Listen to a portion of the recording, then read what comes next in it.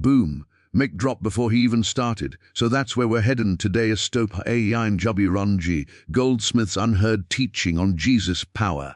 We've all been sold this version of prayer like it's some cosmic customer service hotline.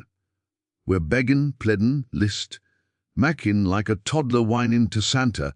Joel said we had it all backwards. He cracked the code on what the Master Jesus was actually demonstrating.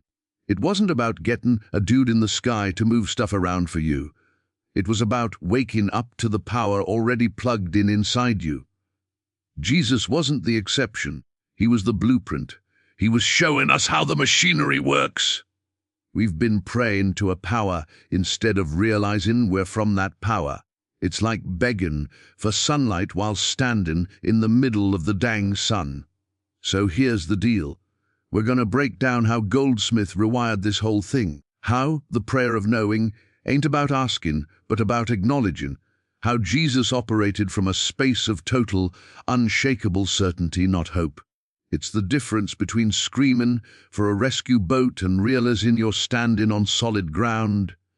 Stick around, because by the end of this, you're going to look at every single problem in your life sideways, and you might just have to trash your whole prayer playbook.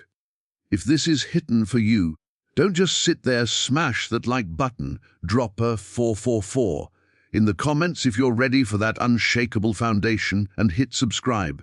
We're going deeper down this rabbit hole, and you do not want to miss what's next. Now, let's get into it. That first massive mind shift, Goldsmith called it the infinite invisible. But let's keep it plain. You see, most of our prayers are built on a single broken assumption. We think there's a world out here, full of problems, sickness, lack, drama, and then there's God, somewhere out there. And our job is to send up a really convincing message so he'll reach down and fix what's broken.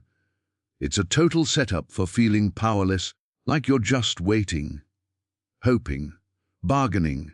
This is what Goldsmith meant when he said we're praying wrong. We're praying from the problem. We're affirming the trouble, giving it all our mental energy, and then tacking on a please, God, fix it at the end. But that just locks us deeper into the story of the problem. It keeps us in the passenger seat, begging the universe to steer. Jesus, he never operated from that place, not once. Look at the stories. The storm is raging, the disciples are freaking out, they're praying from the problem, screaming, save us. We're gonna drown. And what's Jesus doing? He's asleep. He's asleep in the middle of the chaos, because he wasn't in the same reality as the storm. When he finally speaks, he doesn't beg God the Father to calm the winds. He speaks to the wind and the waves directly. Peace, be still. He spoke from the authority of the one who knows the storm is an illusion, a temporary appearance, because it has no foundation in the substance of God. That's the key. Jesus knew something we forgot. He knew that what we call reality, this world of separate things and events, is more like a projection, a shadow show. The real substance, the only true power, what Goldsmith called the Christ, is the infinite invisible fabric of all being.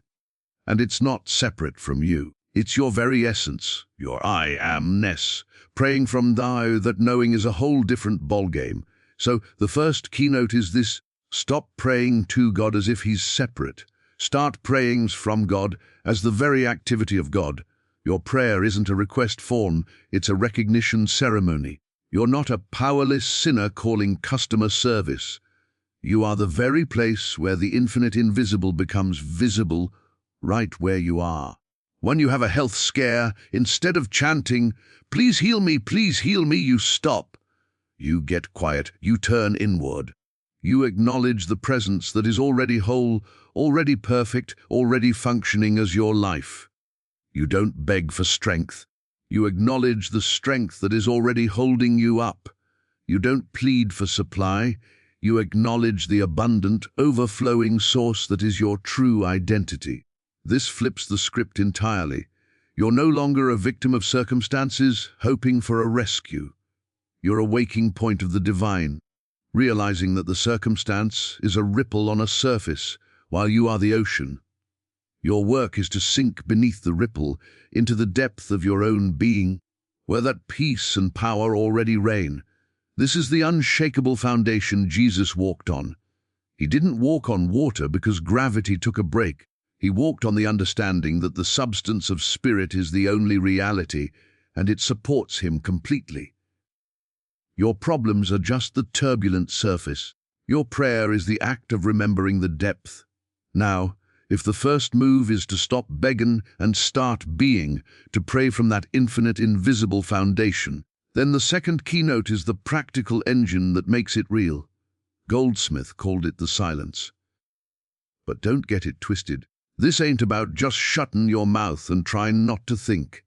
That's a headache. The silence he's talking about is an active, powerhouse move. It's the deliberate withdrawal of your faith, your attention, and your belief from the drama of the world, and replugging it directly into that substance we just talked about. This is where most of us trip up. We get the theory, but then our mortgage bill screams, or a relationship goes south and our entire being gets hijacked. Our thoughts become a frantic newsfeed of panic. Our feelings become a storm, and we start praying from that noise. We're basically just worshipping the problem. Jesus laid out the antidote: resist not evil. Goldsmith took that and ran with it. He said our job isn't to fight the appearance, to wrestle with it, to give it all our mental arguments. Our job is to withdraw the juice we're giving it. Every ounce of fear, every replay of the conversation, every doomsday scenario we play in our head, that's us pouring our own God-given power, our attention, into a mirage, making it look solid. We're financing the very thing we want to disappear. So, the silence is the ultimate act of spiritual authority. It's you saying, I see you, problem. I acknowledge your appearing, but I am not giving you my consent. I am not loaning you my reality. You consciously, deliberately turn the inner dial. You stop the mental chatter about the how and the what if. You let the feelings of fear or lack come up, and you don't fight M, but you also don't sign their story.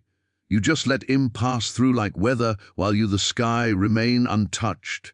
You anchor yourself, not in the absence of thought, but in a simple, felt sense of presence.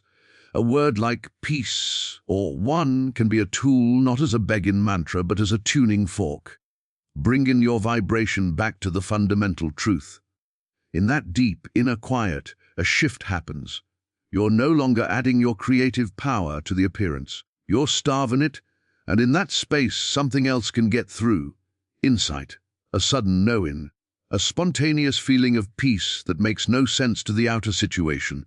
This is the still, small voice.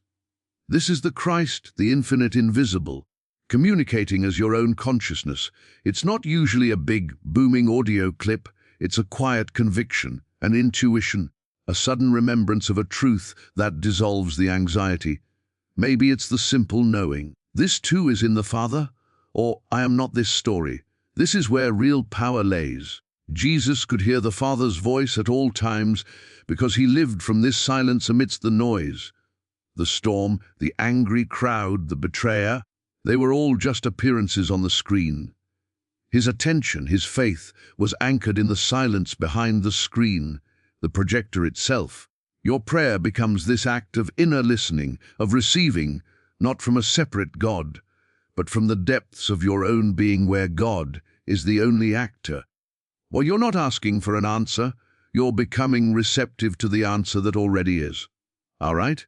So you've stopped begging, and you've mastered the art of the inner shut up, the silence where you starve the problem and listen for the real deal. Powerful stuff.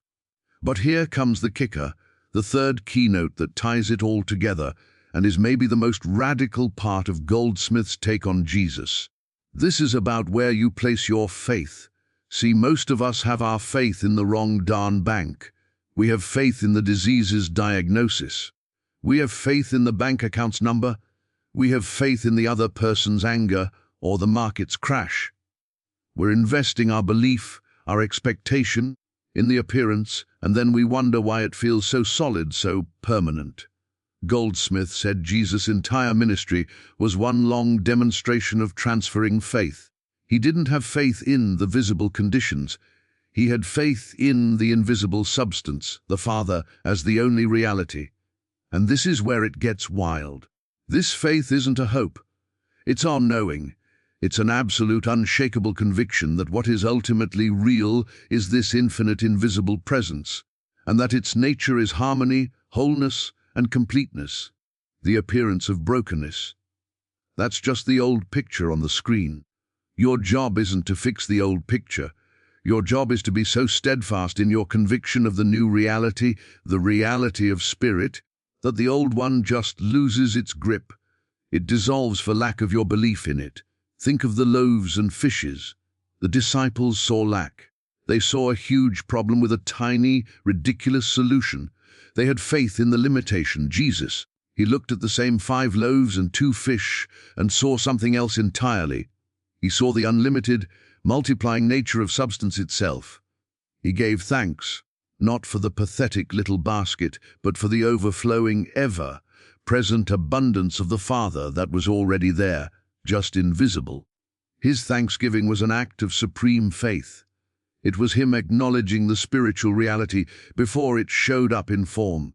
And because his faith was fully invested there, and not in the appearance of lack, the form had to catch up. It had no choice. This is the practical magic. Your prayer from this space becomes a conscious act of placing your faith. You feel a pain in your body. The old you would have placed your faith in the pain, in the diagnosis, in the progression of disease. Now you catch yourself, you turn to the silence. And in that quiet you consciously, deliberately, transfer your faith. You place it not in the sensation, but in the truth of your being as a perfect idea in mind. You might feel nothing change in the moment. That doesn't matter. You're not doing it to feel a tingle. You're doing it to redirect the very capital of your consciousness. You're saying, my faith is not in this appearance. My faith is in the perfect, harmonious action of life expressing here now. You do it with your bills. You don't place your faith in the number in your account or the stack of envelopes. You place it in the truth that you are the individual outlet for an infinite, abundant source. You give thanks for the unseen channels already opening. This is the works part that follows the faith. It's not you laboring to make something happen.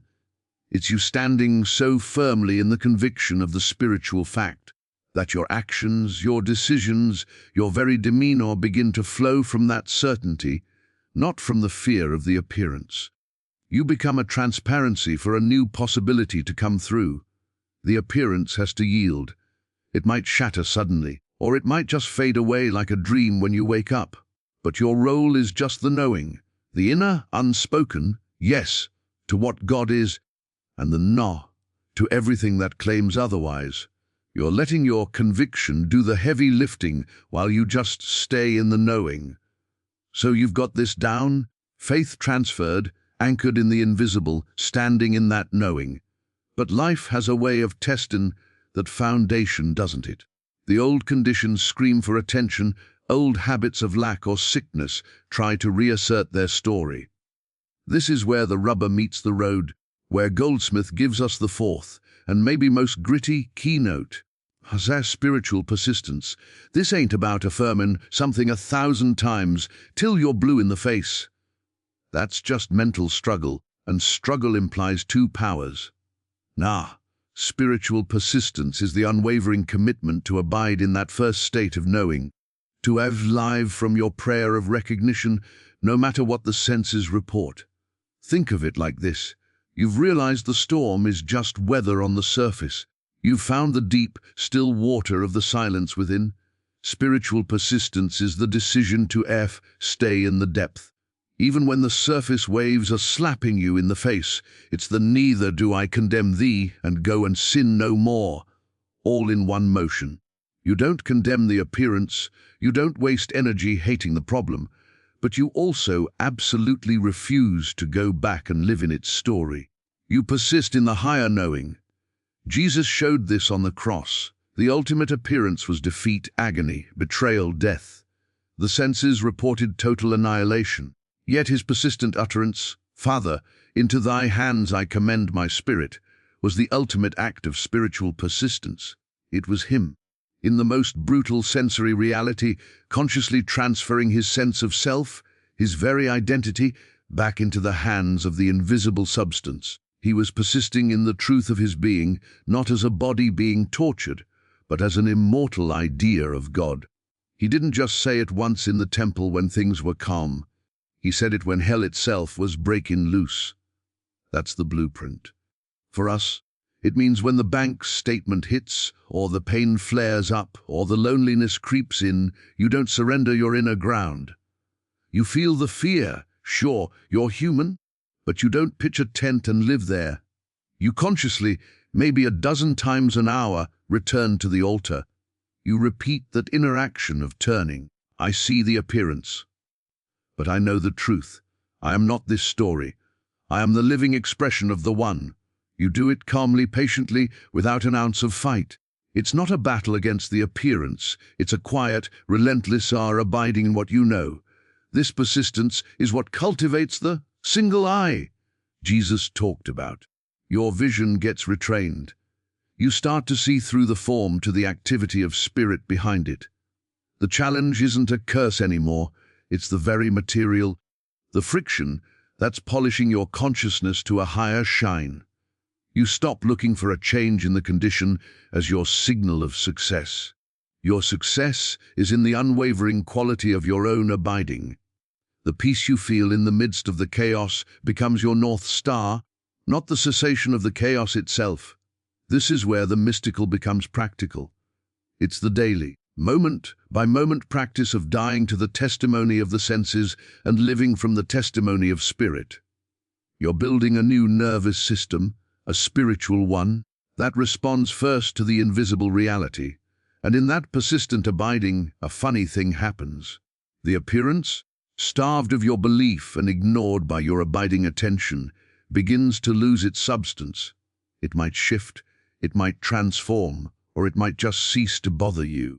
But the point is, you've changed. You've moved your center of gravity from the outer world of effect to the inner world of cause. And from that seat, you realize you were never fixing a life. You were waking up from a dream. And your persistence in the truth is the alarm clock that won't stop ringing until your eyes are fully open. This brings us to the final, crowning piece of the puzzle, the fifth keynote, which is really the fruit of all the others. Goldsmith called it ours as living by grace. Thus now, don't let that fluffy religious-sounding word fool you. In this context, grace is the ultimate power move. It's the end of the spiritual hustle. You've stopped begging, you've mastered the silence, you've transferred your faith, you've persisted like a rock, and now you learn to get out of the way. Grace is the recognition that the entire heavy lifting, the healing, the supply, the harmony isn't your personal project. It's the automatic activity of the infinite invisible, operating as you, when you're not clogging the pipeline with your own mental meddling. This is the secret source of Jesus' effortless demonstrations. He didn't look at the lame man and tense up thinking, okay, gotta muster up all my spiritual power and as beam it at his legs. He saw the finished spiritual fact, the man already whole, already perfect in the Father. His recognition of that truth was so clear, so unclouded by the physical evidence, that it allowed grace, what the active, intelligent love of the Father, to flow through that recognition without hindrance. He said, I of mine own self can do nothing, the Father that dwelleth in me, he doth the works. That's a blueprint for living by grace. It's the end of the ego's last stand, the final surrender of the sense that I am the door, the healer, the provider. After all your inner work of abiding, this is the release. It's moving from striving to allowing. You're not the generator of the power, you're the conductor of it.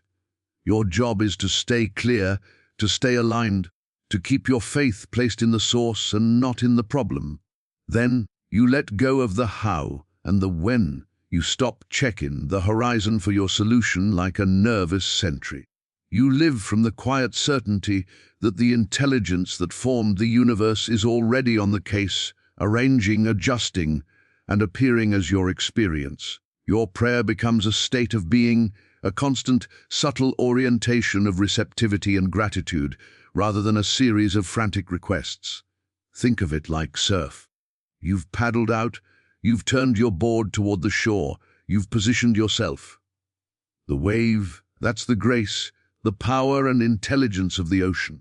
Your work was the positioning, the alignment, but the ride itself, that's the ocean's power carrying you. You don't fight it. You yield to intelligence greater than your own. Living by grace is catching that wave and enjoying the ride, knowing you didn't create the ocean, but you can trust its power completely. In practical terms, this means a profound relaxation into your day. You do the footwork that appears before you, you make the call, you go to the appointment, you write the email, but you do it without the underlying anxiety of making an outcome happen. You're operating from inspiration, not desperation. You find yourself in the right place at the right time. You hear the exact words you need. A solution appears from a direction you never forced. This is the universe operating on your behalf, not because you wrangled it, but because you've stepped aside and allowed the current of your own divine identity to carry you. The struggle evaporates. What remains is a sense of being orchestrated, guided, and provided for by a wisdom that knows the way, because it is the way. You stop living life and you start letting life live you. And from that place, every moment, every encounter, becomes the answered prayer you used to beg for. It was here all along, waiting for you to stop praying wrong and start being the very thing you sought. And right there, at the peak of that understanding, where you're no longer the beggar, but the beholder, no longer the striver, but the surrendered vessel for grace, you encounter the sixth and most transformative keynote. This is where it all crystallizes into a new way of moving through the world. Goldsmith might have called it the fruitage or the demonstration, but let's cut to the chase. It's walking in dominion. Not dominion as over people or things in some ego trip, but dominion as over the belief in two powers. It's the lived in reality where you no longer perceive problems as external forces to be conquered, but as internal calls to remember the truth. You stop being a spiritual problem solver and start being a living revelation.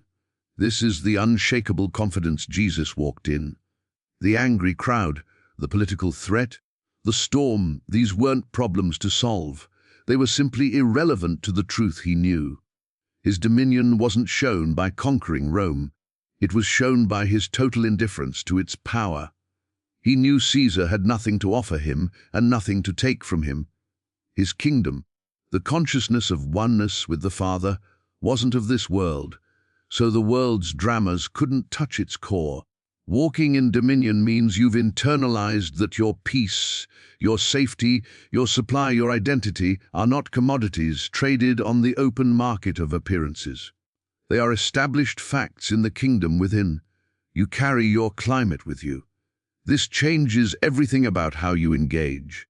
You don't approach a difficult conversation thinking, I have to fix this person or win this argument. You go in anchored in the silence, knowing that the only presence in the room is the one infinite invisible, appearing as both of you. You're not there to battle a separate will, but to be so clear in your own consciousness of harmony that any discord just has nothing to latch on to. It either dissolves or it becomes glaringly obvious it has nothing to do with you. Your dominion is in your non-reaction. Your power is in your rootedness. This becomes your new normal. A health scare doesn't send you spiraling into a web of medical horror stories. It becomes a specific, focused call to apply the principles, to withdraw consent from the appearance, to place faith in the perfect action of life, to persist in that knowing, and to let grace do the intricate healing work you could never intellectually orchestrate. You might still go to the doctor, but you go as a beholder, not a victim.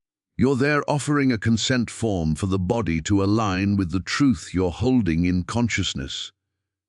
Financial pressure loses its visceral terror. You don't see a closed door, you see a specific arena to practice your trust in the substance. You take the practical steps, but you do it with an inner chuckle, knowing the appearance of lack is just the old picture fading.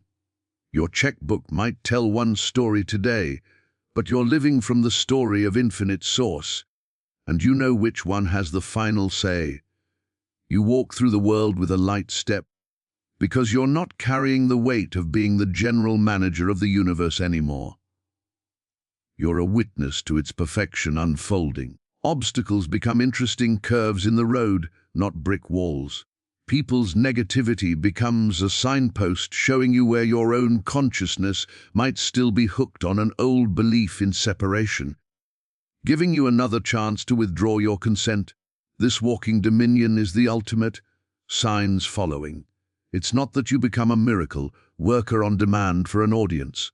It's that your very life becomes a quiet miracle of synchronicity, resilience, and an unforced peace that just doesn't compute to the outer world. You realize the only wrong prayer ever was the one that came from a sense of separation.